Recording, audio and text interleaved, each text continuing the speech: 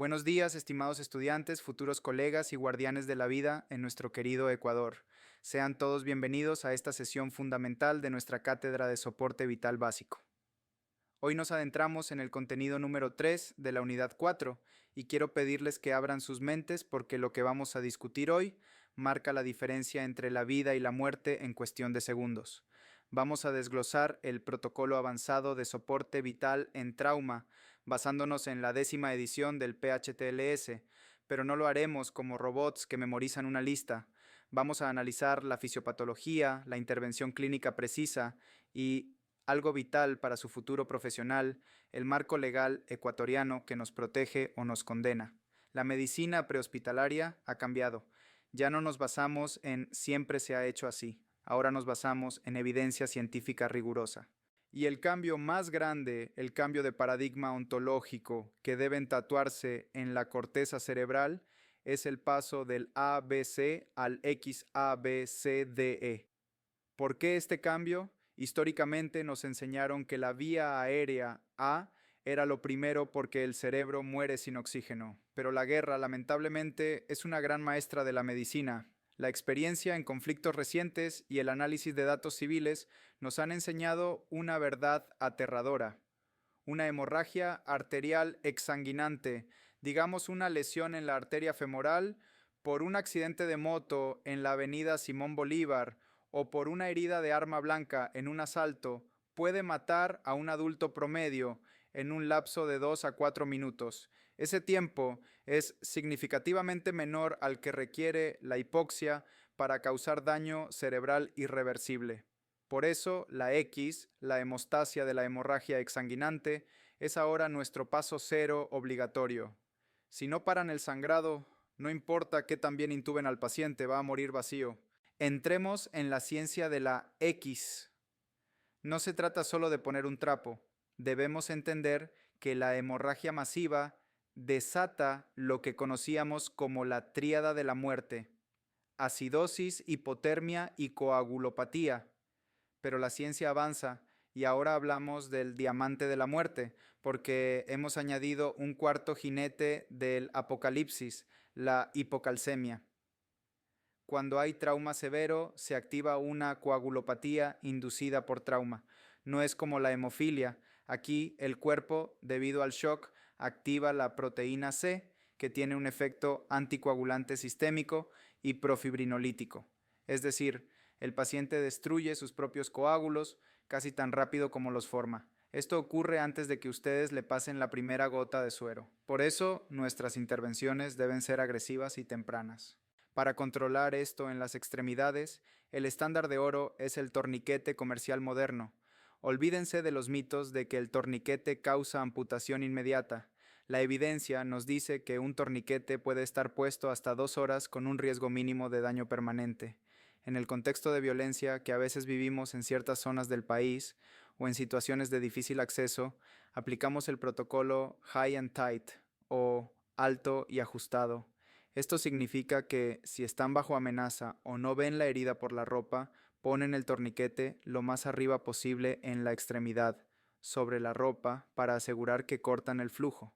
Luego, cuando la escena es segura, pueden exponer la herida y hacer una conversión, poner un segundo torniquete directo a la piel, unos 5 a 7 centímetros arriba de la lesión.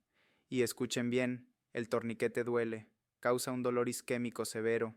Si el paciente se queja, no lo aflojen por lástima. Explíquenle. El dolor significa que está funcionando y salvándole la vida. La solución al dolor es la analgesia, no quitar el dispositivo.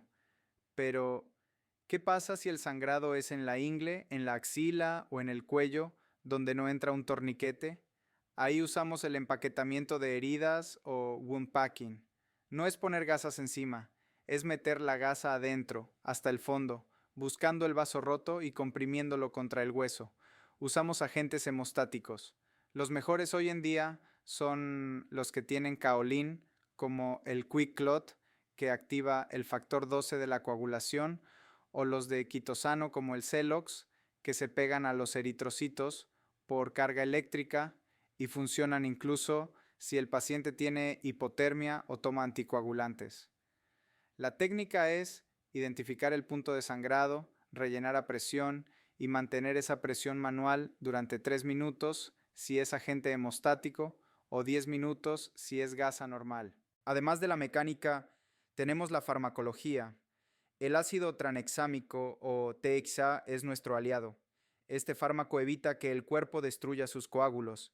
El estudio CRASH-2 nos enseñó que reduce la mortalidad en un 15% si se administra temprano. El protocolo es 1 gramo en 100 mililitros de solución salina pasado en 10 minutos. Pero ojo con el reloj. Tienen una ventana de 3 horas. Si lo pasan después de 3 horas del accidente, pueden aumentar la mortalidad. Así que, en un traslado largo desde una zona rural hacia un hospital de tercer nivel en Quito o Guayaquil, su administración temprana es vital. Una vez controlada la X, pasamos a la A, vía aérea y columna. Aquí también hay cambios drásticos. La intubación endotraqueal ya no es el rey absoluto en el prehospitalario. Los dispositivos supraglóticos, como el e-gel, han demostrado ser igual de efectivos o superiores en supervivencia neurológica porque se ponen más rápido y no interrumpen las compresiones. Y sobre la columna, ya no inmovilizamos a todo el mundo con tabla rígida. Ahora hacemos restricción del movimiento espinal. La tabla rígida causa úlceras y daña la respiración. Solo la usamos para sacar al paciente del auto o de la zanja. Para el transporte en la ambulancia, el paciente va en el colchón de la camilla, sin la tabla. Usen criterios clínicos como Nexus para decidir si ponen collarín o no. Si el paciente está alerta, sin dolor en la columna, sin déficit neurológico y sin lesiones distractoras, no necesita collarín. Y por favor, en heridas penetrantes aisladas, como un balazo en el tórax, sin déficit neurológico, no inmovilicen. Perder tiempo poniendo una tabla en un paciente baleado aumenta la mortalidad. Seguimos con la B de ventilación. En trauma torácico, el neumotórax a tensión mata. Antes descomprimíamos en el segundo espacio intercostal, línea media clavicular. Pero la gente es cada vez más musculosa o con mayor tejido adiposo, y los estudios muestran que ahí la pared torácica es muy gruesa para nuestros catéteres. El nuevo estándar para adultos en el PHTLS-10 es el quinto espacio intercostal, línea axilar anterior. Ahí la pared es más delgada. En niños seguimos usando el segundo espacio. Y recuerden usar catéteres largos de 8 centímetros. Ahora la C de circulación. Aquí rompemos el mito de llenar el tanque. La administración agresiva de sueros cristaloides antes de que el cirujano pare el sangrado es un error. Si suben mucho la presión, hacen lo que llamamos pop the clot. Rompen el coágulo blando que el cuerpo formó y reinician el sangrado. Además, diluyen la sangre y enfrían al paciente. Ahora practicamos la hipotensión permisiva. Nuestra meta es mantener una presión sistólica de 80 a 90 milímetros de mercurio o simplemente que tenga pulso radial palpable. Eso es suficiente para que el corazón y los riñones no mueran, pero no tanto para que se desangre más rápido. La única excepción es el trauma cráneoencefálico, TCE.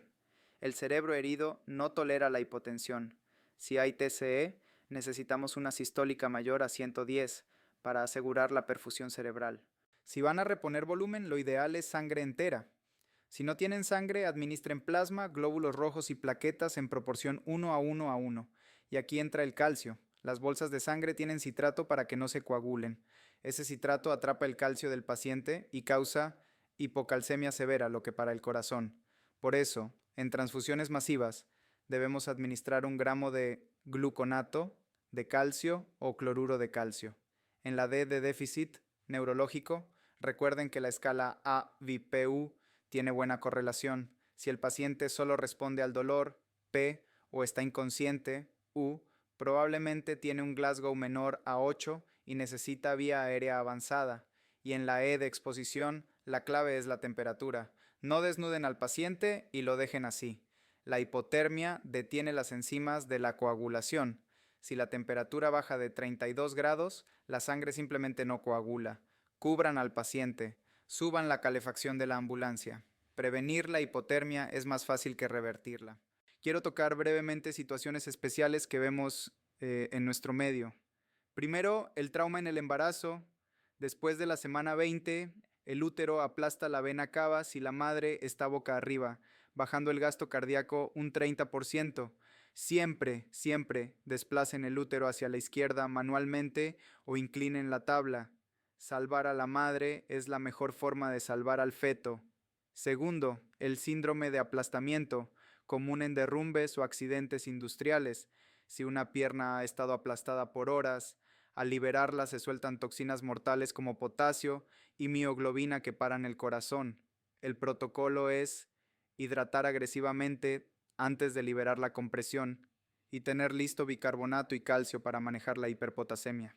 Ahora, aterricemos esto en la legalidad ecuatoriana. Ustedes no trabajan en el vacío.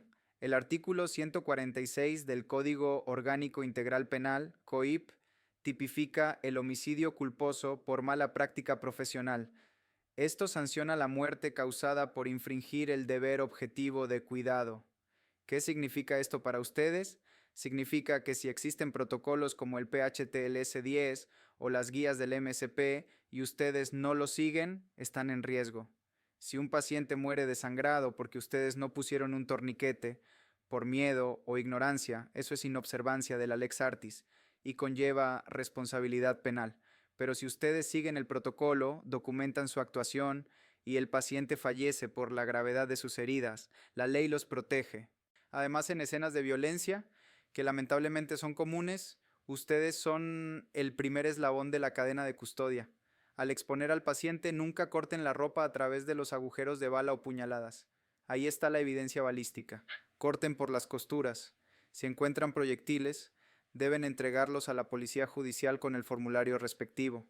No laven las manos del paciente si sospechan que disparó un arma, a menos que sea vital para poner una vía. Finalmente, hablemos de organización. En incidentes con múltiples víctimas, el triage clásico START está siendo reemplazado por SALT, ordenar, evaluar, intervenciones de salvataje, tratamiento. La gran diferencia es que SALT permite hacer intervenciones salvavidas durante el triage, como poner un torniquete o abrir la vía aérea. Esto evita que un paciente que podría salvarse con una maniobra simple sea clasificado como muerto. Y cuando entreguen al paciente en el hospital, usen el formato MIST, mecanismo, injuries, lesiones, signos vitales y tratamiento. Una entrega clara y concisa evita errores en la continuidad del cuidado. En conclusión, estimados estudiantes, el protocolo avanzado de soporte vital en trauma no es una receta de cocina. Es una estrategia de supervivencia basada en la fisiología. El algoritmo XABCDE es su mapa de navegación en el caos, desde la decisión de poner un torniquete alto y ajustado, pasando por la administración de ácido tranexámico y la hipotensión permisiva, hasta el respeto escrupuloso de la evidencia forense y el marco legal del COIP, cada acción cuenta. Ustedes no son simples técnicos, son profesionales que toman decisiones críticas basadas en evidencia para salvar vidas en el Ecuador. Estudien, practiquen y jamás olviden que la excelencia es la única opción cuando la vida de alguien está en sus manos. Muchas gracias por su atención.